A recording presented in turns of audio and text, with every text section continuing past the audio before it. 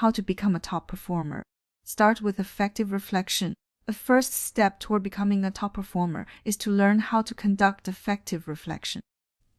The speed of your improvement directly depends on how quickly you review your work. The faster you can extract insights from each experience, summarizing lessons, identifying patterns, and iterating on your methods, the faster you'll grow in that specific area.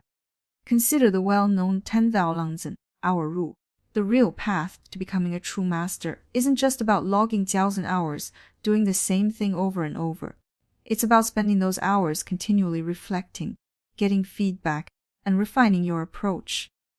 In other words, only through effective reflection can practice become high quality. Otherwise, it's just mediocre effort. Yet, in reality, many of us fill out daily, weekly, monthly, and annual reports only to find that the same issues remain and real change never happens.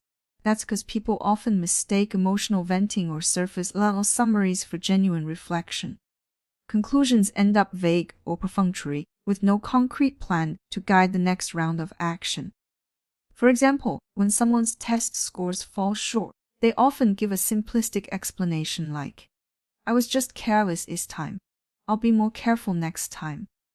That's a classic case of ineffective reflection because it doesn't identify the root cause of mistakes or offer any actionable plan to fix them. As a result, they're likely to repeat the same errors in the future. What is truly effective reflection? It digs beneath those surface-level slip-ups to uncover the real source of the problem. Maybe you never mastered certain formulas, your calculation speed is too slow, or your reading habits cause you to skip words. Pinpointing the actual issue is the first, and most crucial, step in solving any problem. 5 steps to conduct an effective reflection. 1. Revisit your goal. Look at what you've been doing and ask, does it genuinely serve the goal I originally set? Often, we fall short of expectations because our goals were never clearly defined. If, before starting a task, you have no specific goal or only a vague direction, you'll lie head or even head in the opposite direction, wasting effort on the wrong things.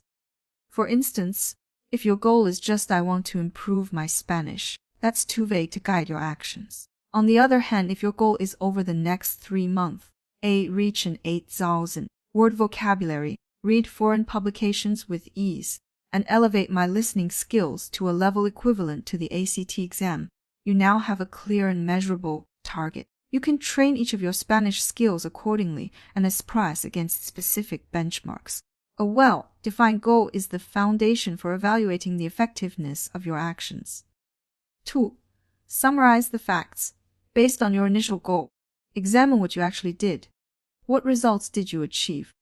Which parts of your goal did you meet? And which did you fail to meet? If you succeeded, which of your actions helped you succeed? If you failed, which actions were lacking? Whether the outcome was a success or a failure, don't fixate solely on what went right or wrong. Look at the entire process objectively. Only by collecting accurate facts can you form valid conclusions. 3. Analyze the gap. A problem is simply the gap between your goal and your current reality. First, pin down that gap clearly. Then, dig into the deeper causes behind it. Sometimes known as the 5 whys approach, where you repeatedly ask why to uncover the root. Alternatively, use the man-machine, material, method, and environment framework, often cited in management theory, to look at all potential contributing factors. Man-trui, is there something about the teacher's abilities, your own mastery of the material, or the influence of classmates that's affecting you? Machine-chi, like to study aids, books, practice materials, review apps, truly helping you. Material, the resources towards the exam simply harder than usual. Are your practice materials at the right difficulty level? Method, your study methods and test taking strategies efficient and scientifically sound. Environment, does your study, living or testing environment help or hinder you?